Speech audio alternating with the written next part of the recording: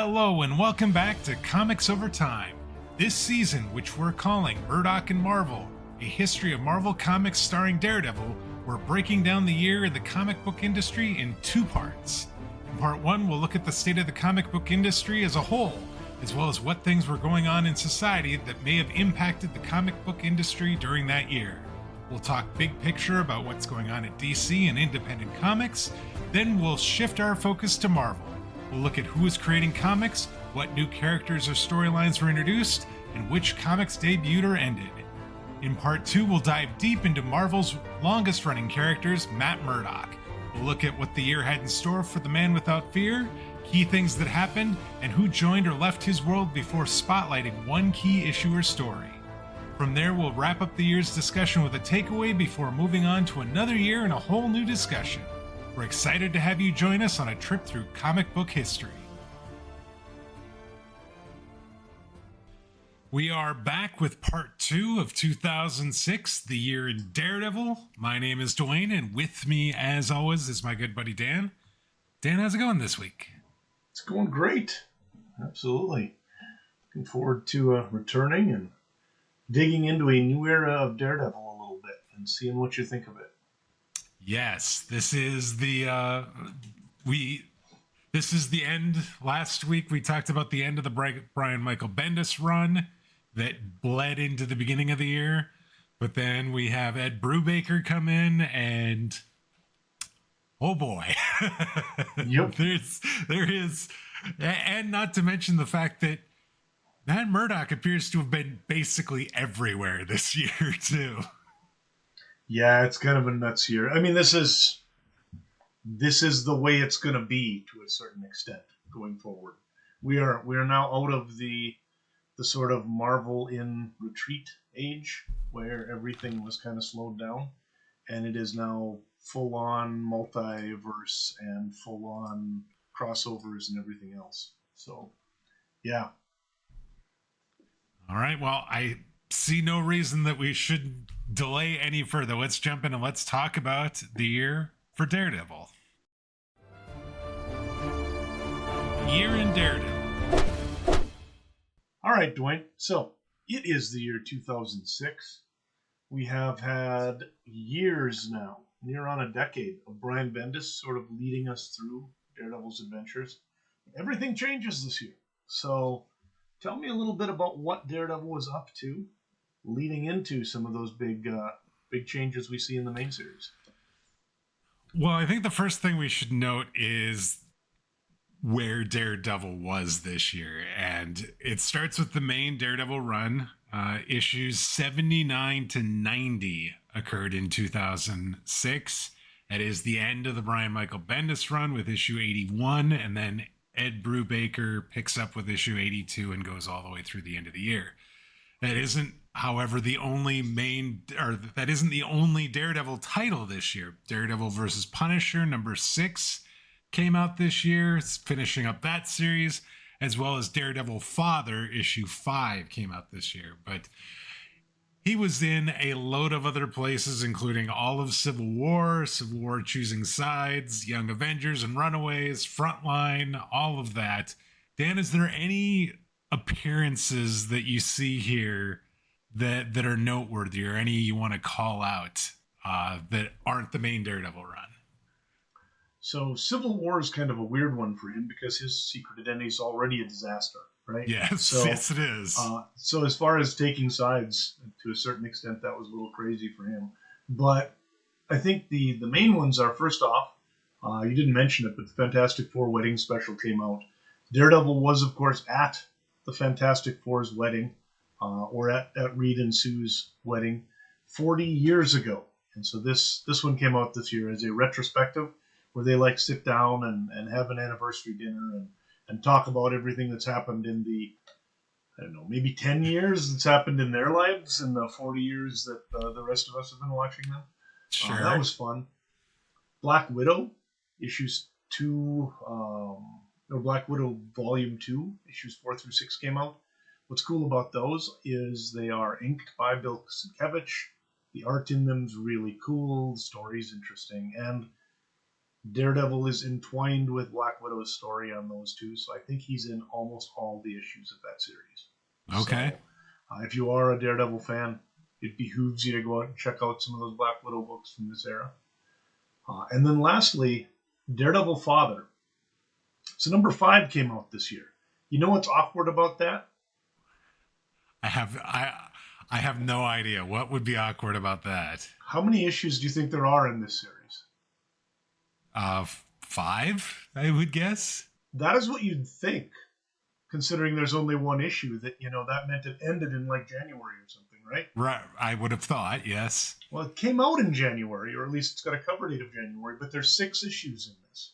So Daredevil Father is a 6-issue series that started in like 2004 and doesn't end until early next year. Oh, jeez. So I think back in the day when we were talking about the Kevin Smith and Quesada run, and I was like, well, everybody says that it wasn't Quesada's fault. He got his stuff in on time, and it was Kevin Smith just with delays on the scripts. Right. This time it is Quesada's fault, because he's the only one doing anything on these books. And obviously he is just too busy to get them done on time. And he's editor-in-chief through this time. Correct. Period, right? He's got other things going on, and nobody's going to yell at him for it. Right, so, yes. Right, except all the fans. But, so yeah, that is weird, is that in the entire year, 1 issue of this miniseries came out. I think he got out 2 in 2004, 2 in 2005, 1 in 2026, and then 1 comes out early in 2027. There we go. That is a long time to wait for a completion of a story there, I think. Yeah. Luckily, it's outside of regular sort of continuity stuff, and it's not messing anything up. But yeah, it's kind of disastrous in terms of actually completing it. But yeah, if you want to get a full breadth and scope of all of Daredevil / Matt Murdock's appearances through Marvel this year, definitely check out the show notes. They're going to be there for you to see them all. As we talk about the main Daredevil run, the writing on it is just 2 writers, Brian Michael Bendis for the first 3 books, and then Ed Brubaker, Alex Maleev, also with Brian Michael Bendis on those first 3 books. And then Michael Lark takes over for issues 82 through 87. David Aja takes issue 88, and then Lark comes back for 89 and 90. As far as inks, Alex Maleev inked his own work. Michael Lark inked his own work for issue 82. And then we have a new inker as well, Stefano. I have no idea how to pronounce that last name. I think it's Godino. Godino. Okay. He did 83 through 87, and then 89 and 90, and David Aja did his inking for issue 88. Do you have any thoughts about Michael Lark and Stephen? I absolutely adore Michael Lark. Okay. He is one of my favorite artists. He did that Gotham Central run. That was one of my favorite stories of kind of the early 2000s. He's just been on so many things. A lot of them with Brubaker. He does really, really moody, sort of noirish kind of stories. Tends to stay kind of in his wheelhouse as far as the sort of stuff he works on. He did a lot of things for Vertigo that I really like. But yeah, he's an absolutely fantastic artist. And it shows. I mean, these books are beautiful and really well done. As far as Aja, he's going to do a lot of cool stuff too. He does some things with Iron Fist coming up that I really enjoyed and the like. He kind of works in the same circle with Bendis and a lot of these folks, Bendis, Brubaker, all these kind of writers. Stefano Godino, I haven't seen. I don't really have that much of an opinion on. I have inkers sometimes, unless they've got a particularly crazy style, you don't necessarily notice them as much. But, Gotcha. I believe he pencils and does some other stuff as well, but I don't know a whole lot about his inking. So. Okay. Well, I mean, it definitely felt different going from Alex Maleev to Michael Lark, and so it was definitely a transition, but we didn't get like I want to say they didn't ease us into this. If I'm being perfectly honest, we're gonna hit the ground running with the new creative team in the very first issue, which ends up actually being our spotlight issue for this week. To be fair, the existing creative team pushed the main character off a cliff essentially when they left, and so Yes. hitting the ground running with an episode that didn't change things much was really not an option. Right. Because if you recall, the way and the beginning of the year is those final 3 issues of the Murdock papers from Brian Michael Bendis and Alex Maleev. And if you recall, where that ends up is Matt Murdock's in prison. And he is in prison with Wilson Fisk and trying to think, Bullseye is in prison with them as well. They're all in the same cell block, basically. And the owl is there who double crossed and got Fisk thrown back into jail after he got out. It was there was a bit of a corner that Ed Brubaker basically found himself in right at the start of this. And in April, we get this new creative team and a new story arc with 3 parts centered around Matt Murdock in prison. The first is entitled The Devil in Cell Block D, and in it, Brubaker and Lark do the unthinkable. While visiting Matt in prison, Foggy and their assistant Dakota are assaulted, with Foggy being stabbed while Murdock is unable to help while being locked up in solitary confinement. The story ends with Matt Murdock frantically screaming his heart is still beating over and over as Wilson Fisk sort of smiles and laughs. Goodness gracious. I don't want to delve too much into this because this is our spotlight book for this week. I mean, come on. All of these near misses for Foggy Nelson across entire volume 1 and now 90, almost 90 issues in volume 2, and somebody finally got to Foggy to the point where it looks like he's dying. Yeah, it's kind of nuts the way they start this out, and it's again, it almost is like they did it as a joke, because as he was leaving, that was one of the things I think we mentioned this that Bendis said was that he and Maleev needed to leave because eventually they'd run out of ideas and end up killing off Foggy Nelson. Right. That's true. And so, hence, here in comes Brubaker, and he's like, fine, guess I'm going to just do that immediately and get it over with. So, kind of nuts. But it was a fantastic beginning. It is very different, obviously, but really anything going from 2 people who have as individual a style as Bendis and Maleev is going to be different. Like Alex Maleev art style really is not like anybody else's art style, And Brubaker's storytelling, while it still has a lot of that sort of cinematic feel to it and sort of a very real dialogue aspect, it is very different because it doesn't have the snappy patter aspects of Bendis's. His is more staccato, and everything gets a lot more sort of just darker, and people don't talk as much about their feelings for as long as they did in the last 50 issues. Yeah, I would also say it just feels like instantly there's more action, and it does feel like there was more action throughout this entire 3/4 of a year than we've had in like a year plus of Brian Michael Bendis. Absolutely. That sounds correct. Yeah. So as the story continues, we see a funeral for Foggy Nelson, which Matt Murdock's actually able to attend. And we see someone is running around the city in the Daredevil costume, which does seem to help Matt Murdock's case for not being the horned hero. In August, we see Fisk and Murdock working together to survive a prison riot, kind of precipitated by Matt Murdock, by the way, because he's going around beating people up, trying to figure out what's going on, and that.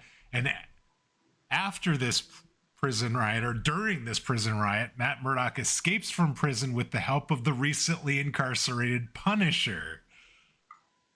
Okay, this is, like I said, there's a lot of action here, and it happens like very quickly and very snappy, and this was crazy because it was not only Fisk and Murdock working together, but they also got the Bullseye in on it as well.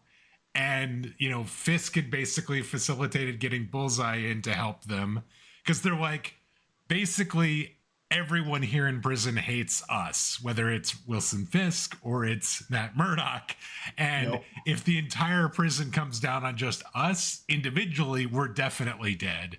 The only chance we have is if we kind of work together. And that's what they end up doing. And it ends up working out that Punisher sees what's going on and he's like, I'm going to help. So he gets himself arrested and ends up going to prison too. And then he's like, well, of course you've got a plan. So let's do the plan. And I guess the Punisher can fly a helicopter. Yeah. And that's the main thing I think to keep in mind is that Punisher didn't get caught. No. He basically volunteered his way into prison so that he could hurt people with Matt Murdock. That was his thing, right? He's just like, hey, stuff's going on in there. Everybody I want to hurt is inside now. Why don't I go there? And it is interesting seeing, how things go. Interestingly, unlike most heroes, like, Daredevil goes to prison. He's got enemies everywhere. Punisher doesn't have that problem. He goes to prison. No. Almost none of the guys that have crossed him are there. So he doesn't really have anybody that he's got troubles with. Yes, I guess that whole clean slate maneuver that he does, basically just killing everyone, sort of does have its benefits at times. Makes it much easier to go to jail and not have to worry about it. Yes. So yeah. So in the finale of The Devil in Cell Block D, Matt Murdock hunts down the other Daredevil, who turns out to be Iron Fist, by the way, who is trying to help keep Murdock's secret identity hidden. Matt decides to leave the country for Morocco to find the man responsible for having Foggy killed, but Foggy is alive and well and hiding under witness protection. The warden believes Matt was truly a helpless victim of the Punishers and goes public with this on TV. So, everybody's sort of kind of picking sides a little bit here, and Murdock ends up at the start of the prison break, or prison riot, actually saves the warden from being killed by some inmates, and so then he's like sort of indebted a little bit to Matt Murdock, and so he's like, obviously Matt Murdock is just a blind man who fell under the clutches of the Punisher and his elaborate escape plan, and goes on TV and basically says all this so that things aren't even worse for Matt Murdock than they already were with him, getting out of prison illegally. As a note, by the way, for those of you who haven't read it recently, Murdock essentially shows up in front of the warden's office, beats up a bunch of guys in front of him, tells the warden where to go to stay safe, and is obviously the dude in control of everything going on. Yes, he is. At this point, he does not appear like a helpless blind man who is being, taken prison by the Punisher. So this is obviously a thing where, at this point, everybody who runs across him during this fight understands who he really is. Whether he's Daredevil or not, he is a man to be dealt with, and certainly not helpless. So, yes. So next up, we catch up with the recently revealed alive Foggy Nelson in a single issue story called The Secret Life of Foggy Nelson. In it, we see him trying to reach out to Ben Urich as well as others, but he's stopped by the FBI, who are quote unquote protecting him, much to Foggy Nelson's chagrin, by the way, because he is doing a really terrible job of actually being in witness protection, because he keeps trying to reach out to people from his past to let him know he's okay. Foggy's alive. He is alive. He did not die during that assault at the prison. Thank goodness. So you're saying there's a chance on the TV show that maybe, just maybe, it would seem so, actually, you know. Yeah. Well, the fact that we've got the exact same thing, where essentially Matt hears his heart stop, kind of as it's, leads me to believe that at least Matt Murdock believes that Foggy's dead in both of these instances, and now we'll see. But so we've got a pathway for the return of Foggy in the TV show. Yes. So finally, to finish off 2006 and also the beginning of 2007, we travel to Europe, specifically Morocco to start with, for Matt Murdock's hunt of a lawyer, Elton Lennox, who helped kill Foggy Nelson in a story entitled The Devil Takes a Ride. In it, he teams up with a mob boss's daughter, who turns out to double-cross him. He confronts her, Lily Luca is her name, as well as Tombstone, who is working for her, in Paris, and tells her he's not so easily fooled. Daredevil finds out who's been behind everything. Turns out it's not just the lawyer, and it turns out to be the wife of his most hated enemy, Vanessa Fisk. When Murdock confronts her in Zurich, we learn she is dying, and he has manipulated Murdock to get him to help free Wilson Fisk as her dying wish. Murdock initially refuses, but she knows he'll eventually agree and sets her plan in motion, which includes killing Leland Drummond, the FBI director who's been going after Murdock for like the last 2 years. Mm-hmm. This is quite the story, and Daredevil in Europe was kind of interesting. He doesn't travel outside of New York very often, except for that extended stint in San Francisco.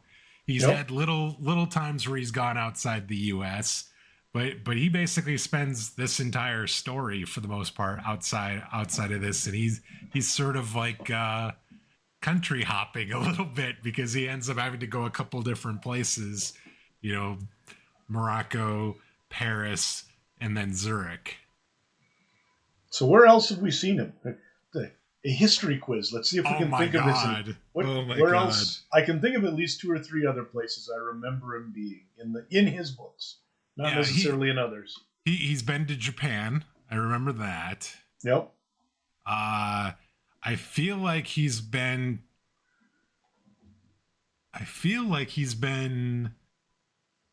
to like somewhere in Africa, but I don't entirely remember.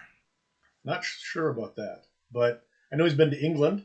He went over to England in the early books, and with Kazar's family was hanging out. He's been to go and hang out with Dr. Doom, so he spent a little time in Latveria. Yes. But really, he does not do a ton of traveling. I think he went to South America for a while. Remember, he had that one where could be the Latin American sort of almost like cowboy thing going on. It was a weird one. Yes. But yeah, he doesn't travel a lot. He is a New York City Hell's Kitchen superhero. But and he was in Europe when he was when he had his memory wiped and he could see for a little bit. Oh yeah, that's right. That was the thing as well. That was crazy. So yeah, every once in a while, and then took off on a trip across America at that one point that ended with Mephisto in the Sylvie era. So in any case, all right, onward. He's done a little bit of traveling. So The Devil Takes a Ride concludes with Matt finding out Foggy is still alive and also helping release the Kingpin from prison to honor Vanessa's memory. Though he has the Kingpin agree to have his U.S. citizenship revoked and that Fisk will have to leave the country. Foggy agrees with Matt's idea to move their new law firm to a new location, as well as changing their business method of accepting new clients to referrals only to avoid drawing unwanted attention from some of Daredevil's enemies. It is also decided that Becky Blake will join the firm as their newest law partner. It'll now be titled Nelson, Blake, and Murdock. And Matt also moves him and Mila to a new apartment as well, since too many of his enemies already knew his address from his previous apartment. So things are sort of, by the time we get to the end of the Devil Takes a Ride, things are sort of back to a new normal. Yeah, he's having. I mean, he's out of jail. That's a good thing, right? Yes. And things are starting to settle down. It appears almost like Brubaker's like, all right, I'm gonna take you up on your weird start, but I'm not just gonna leave him there for long. And I kind of want to do an actual Daredevil run for my Daredevil run. So we got to put some of the pieces back together. Yes. And so that's kind of what these first few issues do, is they start putting the pieces back together that Bendis has basically just thrown into a blender over the last year. Yes. And then he can start in on his Daredevil run proper. Yeah, so everything that Vanessa was able to do to sort of like make Murdock's life terrible, she sort of had a way of undoing it all, and in part by killing the FBI director person that's been going after him. But he's now back. He's not going to go to jail. He's got his law license back. Everything is all good. He's with Mila again, and it is for all intents and purposes, it's back to the status quo as it were. Yep, everything's good, and things could just sort of progress however he wants now at this point, because things aren't in such chaos anymore. Yeah, I think it's going to be interesting to see where they want to go. I mean, you've probably read quite a ways ahead too, but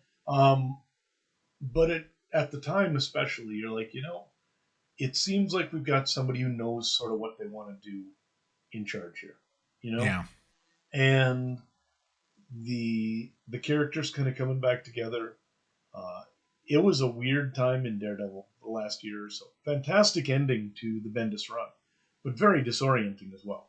Yes. And so I think most of us were relatively okay with the idea that we were going to get off that merry-go-round for a little while, right? Yes. Now, yes. Were we ready for the new merry-go-round? I don't know how far ahead you've read, but I have. I'm in the middle of 2008, so I've got at least all of next year and part of the following year. So there is some crazy stuff to come from Ed Brubaker. The thing I will say is, if you recall last week when we were talking, Ed Brubaker got a Best Writer award this year from the Eisners, and it was in part because of this Daredevil work, as well as some Captain America work that was done this year as well. I mean, this is good stuff. I'm not going to say that I liked it as much as some of the Brian Michael Bendis stuff, but this was really good. And I will tell you, I didn't necessarily have strong feelings about Alex Maleev before, and I grew to really like him. And I just at the start of this, I would say that I'm really impressed and really like Michael Lark's art across these books too. Yeah, Lark's art is far more restrained. I mean, it is very, very draftsmanly. Everything is fluid, but the characters are far more solid and the like. Maleev's art had just this almost hallucinatory quality to it someplace, because everything was just frenetic, And with Lark now, everything is just more, at least the way I've always read it, it's more solid, and it's more just down to earth, and you can really see these panels almost as movie cells or something like that, Yeah. So Yeah, I love Lark's art though, and I think that he does a great job of enhancing the kind of storytelling that Brubaker does. So just a fantastic pairing. All right, should we jump in and talk about the Spotlight book? I mean, we know what happens in issue 82, but I think I want to just let's jump in and talk more specifically about that issue because I think I find it just so interesting, given where Brian Michael Bendis left the book. I had absolutely no idea what Ed Brubaker was going to do with it, and talk about shock the world in the very first book. Yep, absolutely. So I am ready for that. Excited to hear kind of what you had to think about it and like. And it's interesting that we are going to do this by leading off right into the very start of Brubaker's run. So let's go to it. This week's Spotlight story. All right, Dwayne. So the book in question is Daredevil, Volume 2, number 82, April 2006, cover date. It is entitled The Devil in Cell Block D, Part 1. So, this book, just to kind of set the stage for folks before he goes on this, is actually coming out of the end of the Bendis run, where Bendis specifically talks in the sort of coda to his run about the fact that the sort of logical conclusion to his run was Daredevil going to jail. But he didn't know if he could do that because he wasn't sure he wanted to put that on the next write. Yeah. But Brubaker took him up on it and said, all the shit this guy's done, he should be in jail. And this is like, yes, exactly. So that's where we're at, is the end of the Bendis run is Daredevil getting arrested. And now Dwayne's going to get you up to date on what's happened since Bendis took his bags and packed up and headed out the door. So the other thing I did see a note about is was this also kind of the end of or the beginning of Daredevil post Marvel Knights line as well? Because I did see something about that as well. Yeah, and in actual fact, sometime in the early part of this year, Joe Quesada actually sort of closed down the Marvel Knights banner entirely. So all of the books that had been publishing under that, Daredevil, Publisher, or any of these, or Punisher, or any of these others, would actually move into the regular Marvel Universe imprint. And essentially, there's only going to be a few sort of limited series type things that would still be going in under the Marvel Knights logo. So because of that, Black Panther, Moon Knight, Squadron Supreme, Wolverine, all those would have probably been Marvel Knights titles. Now they're actually just rolled into regular Marvel instead. So okay. All right, so let's jump in here. So this is the first issue of the post Bendis Marvel Knights era. It begins pretty traditionally, like as we've seen many a book go, with Daredevil chasing down some hoods in Hell's Kitchen. Just as two local kids capture the fight on film, we cut to Matt Murdock in his protective custody cell at Rikers Island as he receives news about this faux Daredevil from the Daily Bugle brought to him by correctional officer Gruber. In the Nelson and Murdock officers, however, Ben Urich is questioning Foggy's involvement in this appearance of a new Daredevil. Foggy swears he's innocent, but the two part on less than friendly terms as a result of it. But as soon as Ben leaves, Foggy is met on the office's roof by that new Daredevil. He seems to want to talk, but Foggy stops him, saying, "I don't want to hear it, okay? I don't advocate your activities, and I'm not affiliated with you." Okay, this is quite the start. Like, I love the fact that this felt like the first couple, like, page or two, I was like, okay, how is he out? He was in prison when we left, and now he's out chasing down people. And then all of a sudden we're like, oh, great, we have somebody impersonating Daredevil again. As Brubaker just basically said, screw it, and decided to ignore the last year of Bendis or whatever, that would have been interesting. So basically a one more day for the Daredevil universe as well. But no, he just was playing us, and obviously playing the people of New York as well. That whole idea of how can Daredevil still be out there if Matt Murdock is in jail? Yes. So the next morning, Riker's Warden Cole meets with FBI Director Drummond, who is responsible for Matt's incarceration, and they meet at JFK International Airport.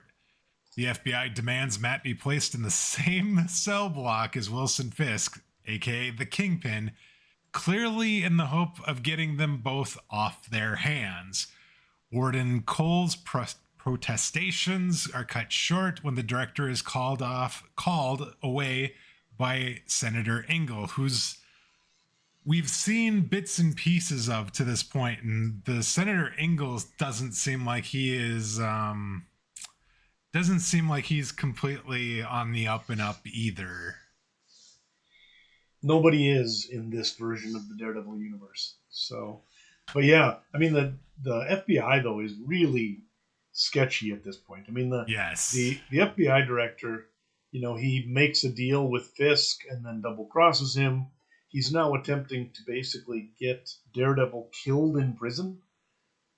Why he exactly wants him killed in prison, I don't know, but he's extremely vicious in terms of what he's trying to get done, Yeah. And most of these things are at best semi-legal and definitely unethical. So it's not a great look for American law enforcement in these books. No, definitely not. So meanwhile, we have Foggy is awoken by Becky Blake and a new private investigator, Dakota North, after sleeping overnight in his office. Dakota informs him that the Bureau is challenging Matt's right to protective custody, and Foggy declares, "We've got to get in to see Matt." Meanwhile, Matt meets a prison gang leader by the name of Carlos Lamudo, otherwise known as the Black Tarantula, in the prison infirmary. He gives Matt a job offer, saying his skills are too valuable to be wasted in prison, and a prison riot is inevitable, with Daredevil and the Kingpin both locked up. Matt declares, "You, the papers, and the feds have it all wrong. I am just a lawyer." me thinks he protests thus too much, I think is the way this goes, isn't it?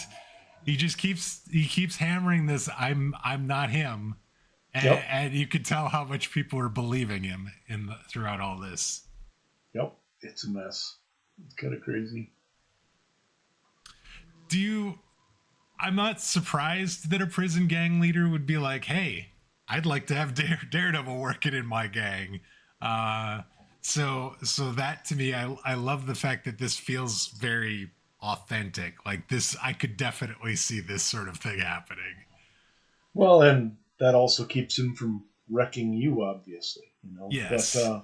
But yeah, the idea that Daredevil's going to pair up with any of these guys in there is pretty unlikely. So it's he's playing his hand and trying to see what he can do. But obviously, Daredevil's just going to wreck them all. He's not going to play sides on which ones he wrecks. That's right. Yes, not his way. So. You're all guilty in his eyes, so he wants no part of that. Mm-hmm. Not to say that like Matt Murdock himself isn't guilty of a few things, which is why he's there in the first place. He's guilty of different things, though. Different things, yes, definitely. Yeah. These are most of the people who are coming to him, and most of the people who he's in danger from are very difficult, very dangerous people. And most guys who are in that situation would be dead pretty quickly. So he's going to have to be something special to stay alive in this situation, I think, is what we're finding. Yeah.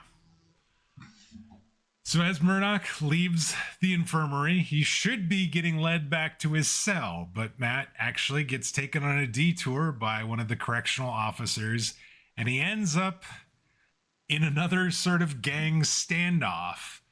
And the CO that took him there is taken out almost immediately. And Hammerhead, I guess, is the gang. And the leader of the gang orders that his gang attack. So there just ends up being this giant gang war thing going on in the bowels of some area in the prison that obviously there's no correctional officers around. And Matt Murdock somehow ends up in the middle of all this. And so what does he do? He does what he does, which is he manages to defeat basically anybody that is left standing from the initial gang battle. And despite claiming that this McHenry correctional officer walked him into a gang fight, he ends up getting placed in solitary confinement when word gets back that, this thing happened and all this. Yep. As Matt wonders whether it was the Hammerhead's plan all along, Foggy Nelson arrives. Their visit ends with Foggy telling Matt, "I swear to you, right now, I'll do what I have to do. I will not let them do this to you." And that's about getting put in solitary confinement, letting him get put into prison, letting him, all of it, basically. Yep. Not just this little bit.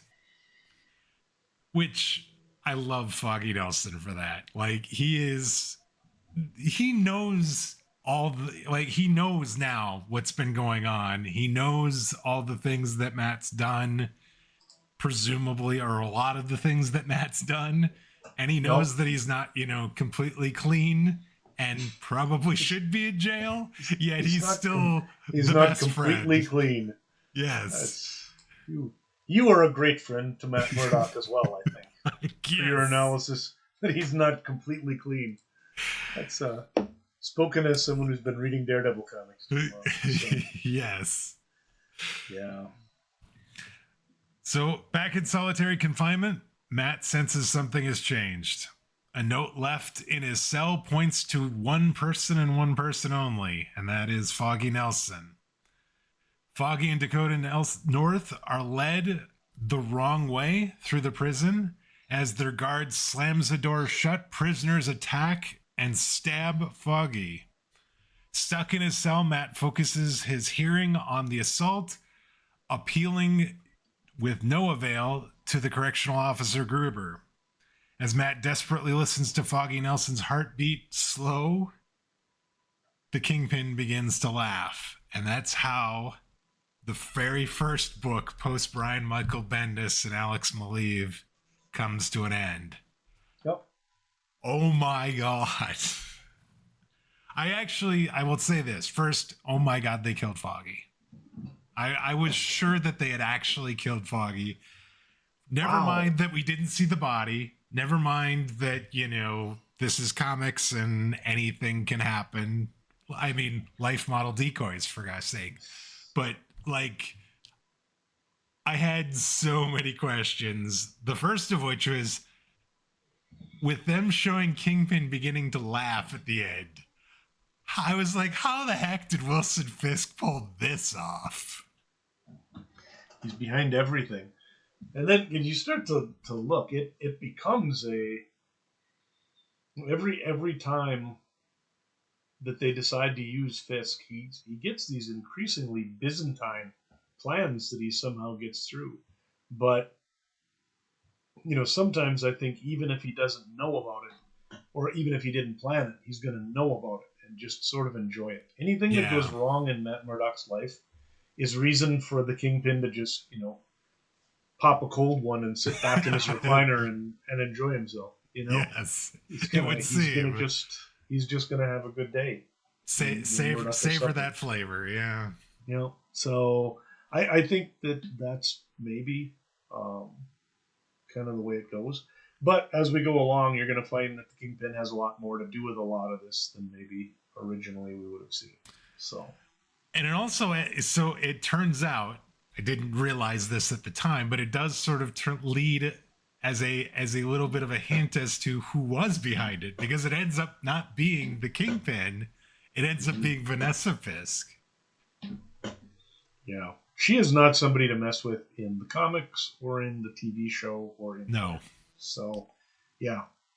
And this kind of, again, leads into the way that the show does things, where Vanessa starts tinkering with things and hiring dangerous people and causing things to happen that then, seemed great at the time to help the Kingpin, but eventually stuff gets a little out of control. So, yeah, it's they're a crazy pair.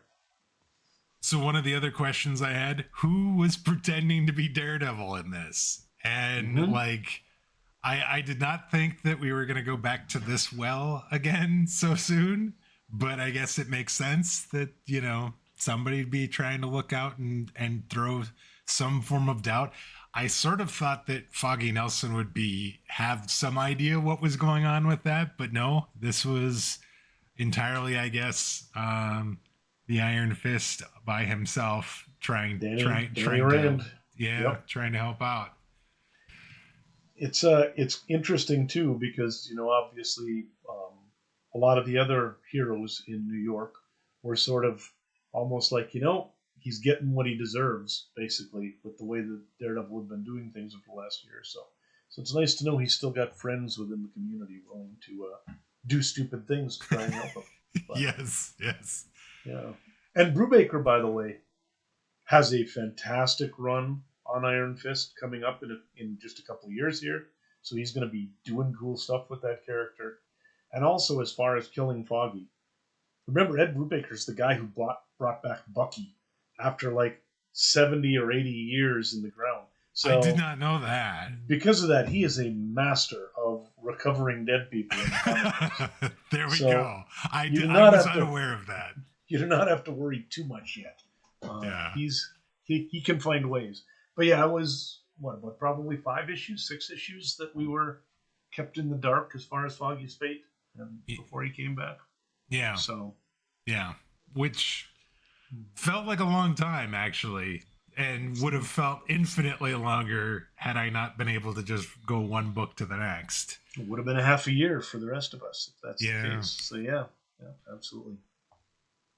So the last question I get was like, who's going to help Matt Murdock, or who's going to represent Matt Murdock now as he's trying to, find his way out of prison? Like, obviously Becky Blake was there, but she was sort of an assistant at the time, though by the end of the year, she ends up being now a full law partner. But it's like, I don't know who are they going to bring in some other random high profile lawyer, or are they is Foggy's mom going to show up or something or what's going to happen here? But that was just one of the many questions that I had, that I was thinking about as this book ended. But of course, obviously the big thing was, oh my God, they killed Foggy. Yeah, it was a great start. When you think of that was all in just the first book, wasn't it? That was all the first book, yes. Yeah, starting out with a bang. And the other thing is it wasn't it wasn't like a double issue either. That is basically a regular 24-page floppy book. Yep. Yeah. They can do some storytelling. Lark is very good at compressing panels, though, so he can help get a lot of stuff on one page. But that was excellent. Fun stuff.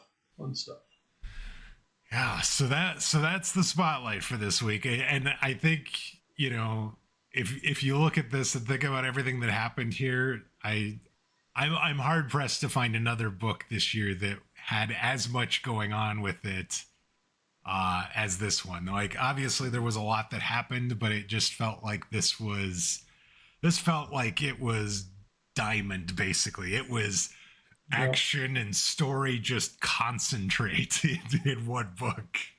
Yep. The entire Devil and Soul Block, the storyline, though, is really, really good. So 5 issues, I think? Five yeah, I think so, yes. And so really, really good stuff.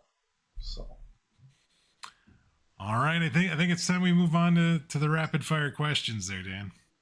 All right, so we're gonna stick with our existing questions a little bit. Who's Matt in love with this year? So it's Mila. It's still Mila, his wife. They were kind of back together again at the end of the Bendis run, but then he goes to prison. There's he doesn't there doesn't seem to be much time for him to think about Mila this year. So I wouldn't say that there was a lot of clues about that, but I think given the way the year wrapped up, I think that is a safe assumption that he was focused on Mila this year. Cool. Biggest villain of the year? So obviously it was Fisk, though I thought it was going to be Wilson Fisk as the Brubaker run started, but it ended up turning out to be Vanessa Fisk when it was all said and done. Yep. And law enforcement in yes. a close second. Yes, the FBI. Corrupt cops and FBI and whatever. Yeah. Nuts. We see Matt practicing law this year. So this one's fun. In a single panel at the end of the year, we get Wilson Fisk out of jail. That he is practicing law for one panel, and it is to get Wilson Fisk out of jail, no less. Sometimes I just want to scream. But there you go. Anyone know Matt's identity? No, this is still the worst kept secret in the world. To the point where, Warden seems to know, gang members and gang leaders in prison know. Everybody knows. But he has brought enough doubt upon it that he is out of prison now. Yes. So he is no longer. That is correct. If technically everybody really knew, he would still be in jail. But he presumably, yes. Yeah, found his way out. Is Daredevil still a good guy this year? So I love how I phrased this, because I was writing notes for this and I said, Daredevil, Matt Murdock, is as good as he usually is this year. And what I mean by that is he's beating up people left and right in prison, thus causing a prison riot to occur. So yeah, that's not good. But at the same time, at the end of the year, he uses his lawyering skills to free his arch enemy. So on the pendulum, he sort of swings wildly from not a good guy to, wow, that's a pretty good guy sort of thing. So getting Wilson Fisk out of prison is the good guy side of his year. I think that's the bad guy side of his year. So, I mean, in prison, he actually seems like he would have been fine just doing his time. But everybody kept attacking him and killing his friend and whatever. So, yeah, but yeah, he's still a mess. So, anything new in the Daredevil outfit this year? No. Anyone new in the Daredevil outfit this year? So, maybe. Oh. What was the? Said anyone new in the Daredevil uniform? So. Yes, there definitely was. What I want to know is, where are all these Daredevil costumes that these random people that are dressing up like Daredevil end up getting these costumes from? Because it's just like... The Gladiator sells them. I guess. He's got a stock on them. No. Melvin's busy sewing all the time. So that makes sense, because like Peter has a set now. Danny Rand has a set. Some random guy with no powers that was a former Bullseye. Bullseye had a set. Yeah, there's been so many people that have impersonated Daredevil over the years. It's Halloween all year, and the only costume you can wear is Daredevil. So there we go. Learn anything new about Matt's past this year? So nothing stands out to me as new. From his past this year. We were more focused on the present and everything going on then than thinking about his past. There you go. And what's the biggest moment of the year for you? I mean, Foggy dying, and but then also that reunite, them getting to reunite at the end of the year was probably just as heartwarming as his dying was heartbreaking at the beginning of the Brubaker run. I don't know if they commented on it, but it must have been a little bit satisfying for Foggy after Daredevil showed up dead for like God knows how long, and then just wandered in one day and he's like, "Yeah, I guess I'm alive after all." Foggy was really angry at him. Now he gets to Yes. turn the tables a little bit. So, Yep. Yep. good to see. Good to see. So yeah, that is the year for Daredevil. This was quite a year. I could see why Brubaker got an award for or an Eisner for this. Yep. This was good stuff, and we have kind of a new status quo that we're starting from for 2007, and it's going to be interesting to see where we go from here because now basically anything can happen, right? Yep. Because now we're back to kind of a square one sort of scenario. So now whatever ideas Ed Brubaker and Michael Lark can put on a page, that's what they can do. They're not they don't have a certain starting point now that they have to start from. Yep. Absolutely. So it is one of those things where the more things change, the more they go back to the same. And that's kind of what had to happen. And they're getting there. Interestingly, Daredevil, for a long time, though, really since the very first time his identity got compromised back in Born Again, it's never really gone back. The genie's never gone back in the bottle No. properly. No, it hasn't. It's like there's always problems. As much as things are status quo, the status quo still has the giant asterisks of everybody thinks Matt Murdock is Daredevil. Yep. It's kind of nuts. All right, Dan, as we wrap up 2006, we still got one more piece of business, and that is your takeaway for this year. This week's takeaway. All right, Dan, we had a big year this year that was highlighted by some really, really good comics. We had Civil War. We had a great year for Daredevil, where he got out of prison and ends up back in with Foggy, who died and then came back. What if we're thinking about 2006 in the microcosm? What's the takeaway for you this year? So last year, my takeaway was that 2005 seemed like it was something where almost we were on this precipice where you were looking at a comics industry that was growing, things were going well, but there were also sort of some fractures showing, things that began to worry me a little bit. And I'm sitting there kind of going, this was a point where you could either enter sort of a golden age or we could end up having another crash, right? And as far as you can tell from 2006, as far as I'm concerned, you'd start thinking maybe we're on our way to a golden age. Because when I look at what 2006 was in terms of comics, not necessarily comic book movies or things like that, but in terms of comic books, you had The Spirit come out with Darwin Cook. American Born Chinese came out. You had the Criminal series start up. Alison Bechtel brings out Fun Home. Nightly News, Mouse Guard, Phonogram, Pride of Baghdad.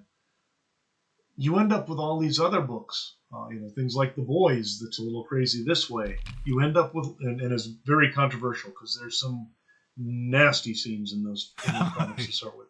I can only Lost Girls that comes out from Alan Moore, and that's controversial because it's got, essentially, it's pornography at a certain level. You've also got like cartoonists being threatened and mobs killing each other because of comic books. Comic books in 2006, comic strips in 2006 are amazingly vibrant. They are relevant.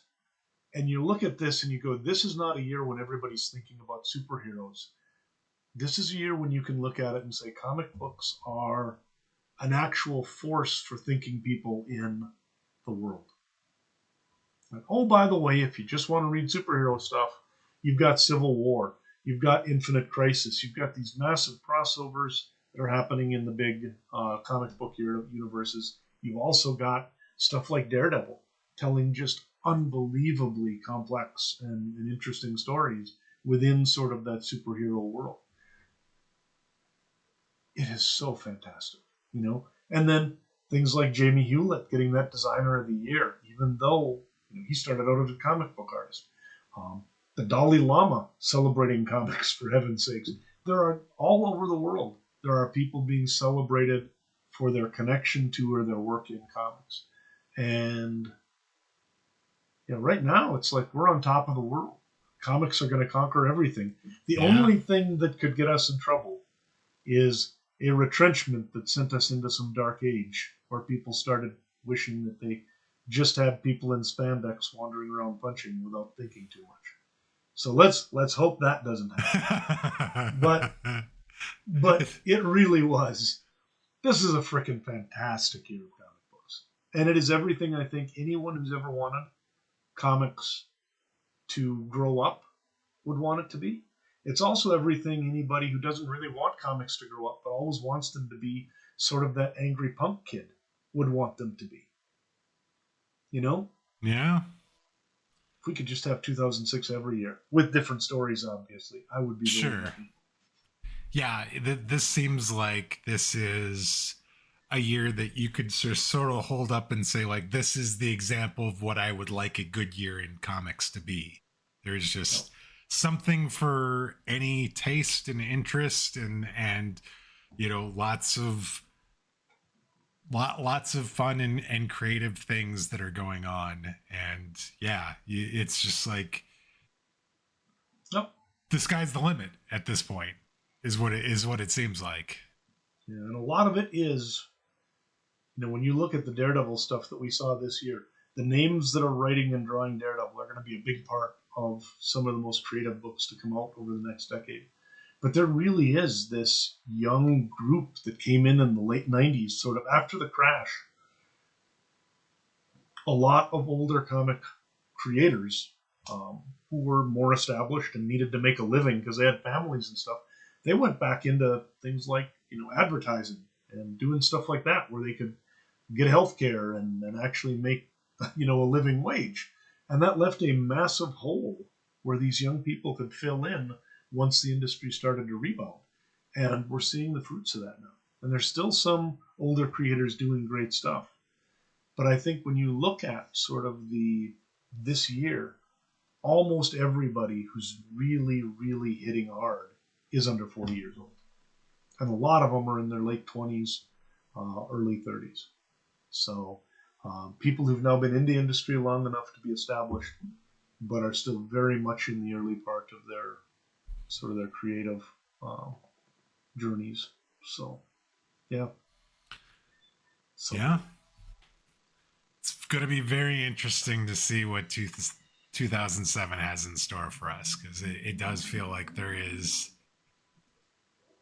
It feels like we're heading in the right direction, and it's like the only way you can screw it up is by shooting yourself in the foot, sort of thing. So, there is also one other thing I should note, though, in defense of what's going to potentially happen a little bit to comics, and that is that as much as the controversies around comics to me show that comic books are doing challenging work and really trying to impact and move the culture, to publishers and distributors and retailers, the idea of having their shop burned down because something in the comic books pisses people off badly enough that they're ready to kill them is kind of scary.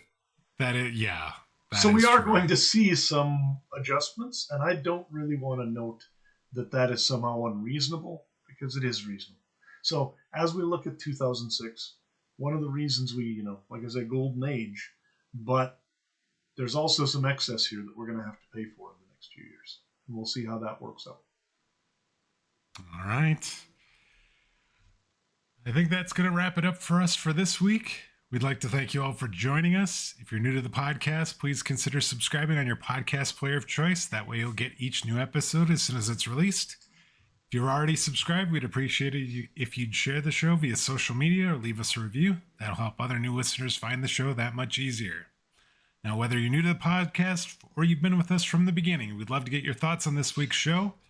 Maybe you read the Ed Brubaker run of Daredevil. What did you think? We would love to get your thoughts on this. You can send us those comments to our email. That address is comments@comicsovertime.com, or you can reach out to us via social media on Blue Sky. We are at Comics Overtime there. Dan, it feels like we've had a lot of anniversary sort of issues or big issues for Daredevil. A couple weeks, we're going to hit issue 100. Yep. During 2007. It's a big book with lots of artists.